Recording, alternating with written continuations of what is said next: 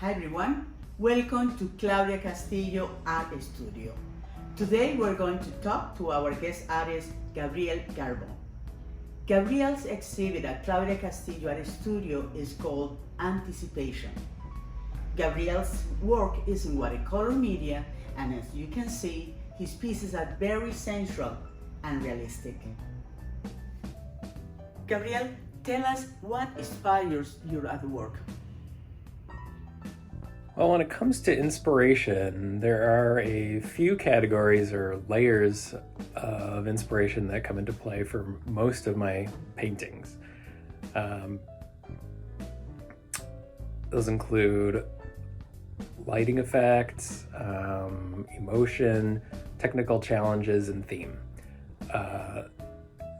And all of these individual inspirations kind of come together for each piece.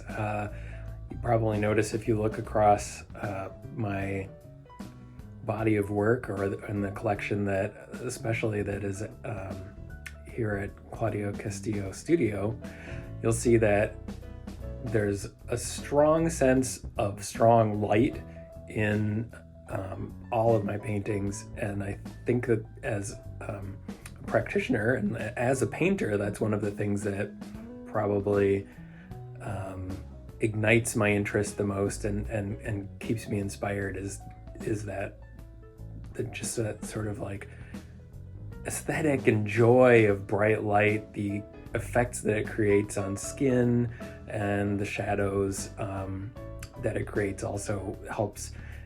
You know, if you have a subject who is lit really strongly or lit really well, like bright here and dark over here, it really helps to define the anatomy and the shapes of things. So I find interesting lighting effects to be something that if I encounter that in real life, or I see a photo that's got like some just incredible colors or light, I'm like, oh, how would I put that into a painting? So that kind of like plays in. There's always technical challenges. Every painting that I start, rather than just making a new version of the one that I did before, or just using all the same techniques, I have a set of techniques that I go back to and rely on, because that's how I've learned to paint. But pretty much every painting that I do, I'm inspired by some, and I inject into it some sort of technical challenge. That's where a lot of the water came from, is that the challenge of capturing those like reflections on water and the splashes of water is something that it just keeps me interested in what I'm doing, and it gives me something to shoot for each time. Emotion is huge for me. I don't think that I show a range. I'm not inspired by big, flashy emotions in my paintings, but sort of those nuanced and layered emotions that sort of make up everyone's sort of daily life, moment to moment. Those, I try and give my subjects a sense of inner life, of yearning, but also a little bit of self-reflection, maybe joy, maybe some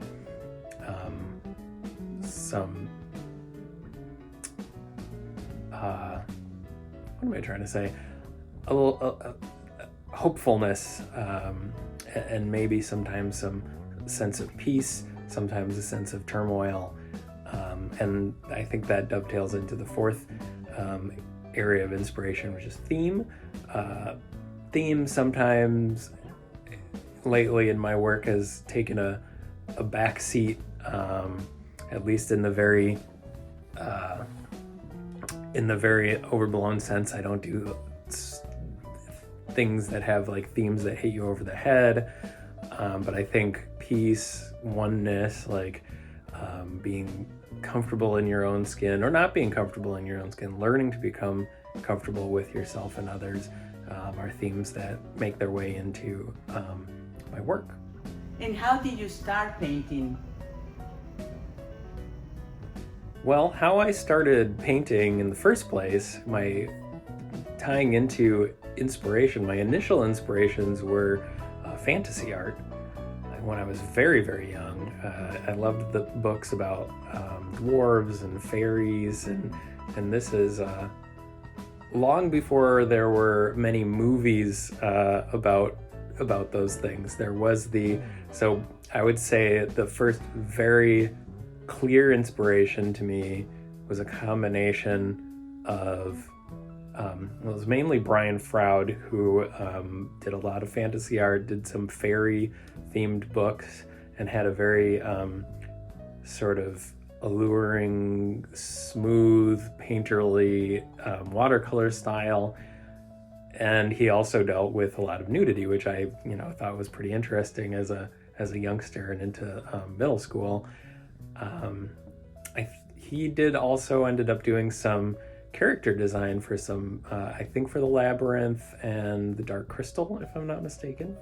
And along with that, there was a little bit of along with the animation, there was some Disney inspiration and just other, probably closer to turn of the century Art Nouveau, not quite Art Nouveau, but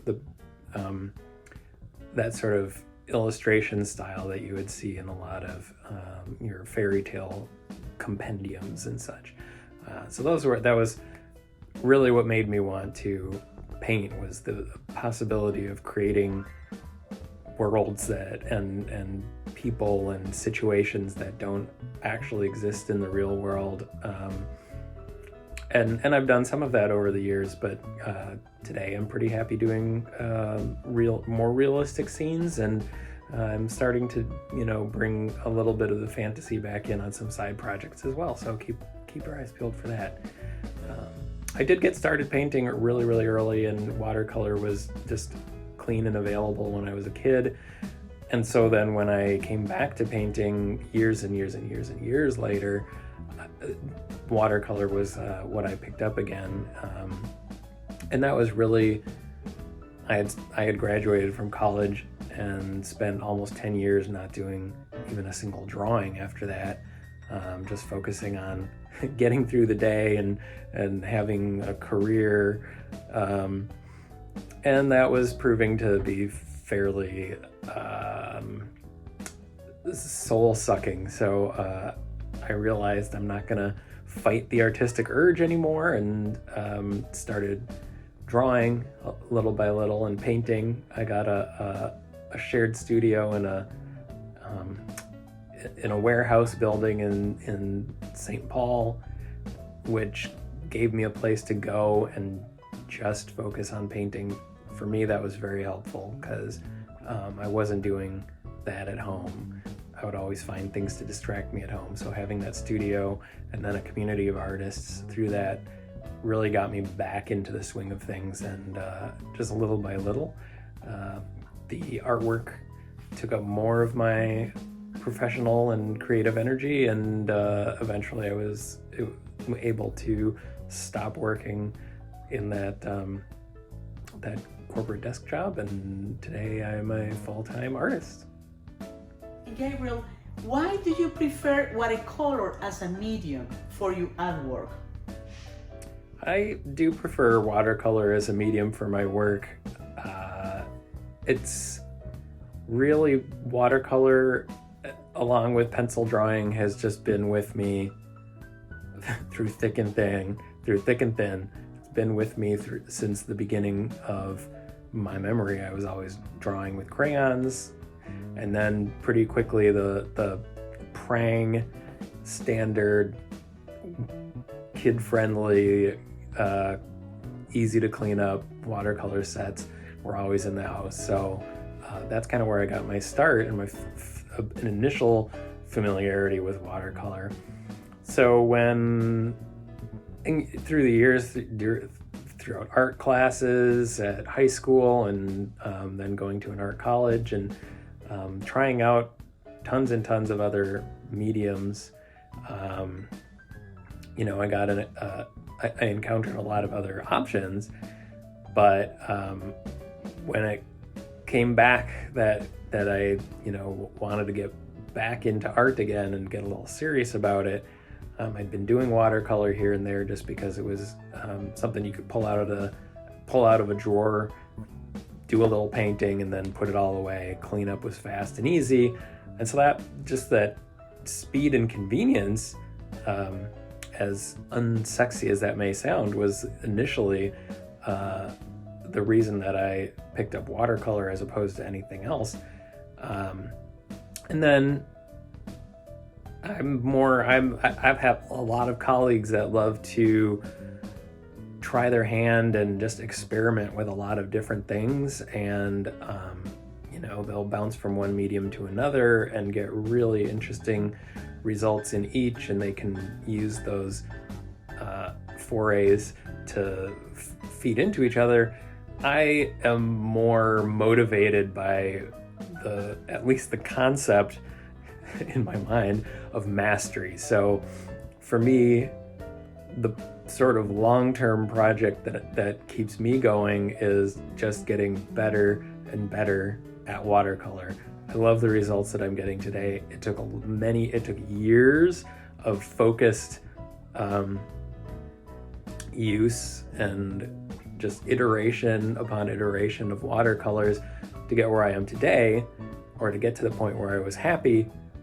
But being happy with the work that I'm doing does not mean that I'm satisfied and I'm staying put. There's always, like I said earlier, there's always a next challenge on the horizon. There's a new technique that I learn about, or a new lighting effect that I've never tried to replicate in watercolor. So I think that, it's something that could keep me interested, in that my interest in watercolor is undiminished today as compared to at any point.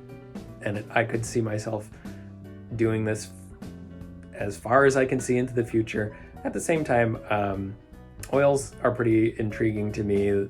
They do offer different opportunities, and I've tried acrylic to varying results. I've done some pieces that I'm proud of, but it doesn't speak to me the way that watercolor does. So it's just watercolor is a medium that is highly versatile. I think it's underappreciated by the world at large, but highly appreciated by the people who love it. And I'm one of them. I hope that all of this has helped to shed a little bit more light onto what it is that I do and what goes into my work. And I hope that you're enjoying the exhibition that Claudia Castillo has put together for you of my work. Thank you, Gabriel. And if you are interested in buying Gabriel's artwork, please visit claudiacastilloartstudio.com.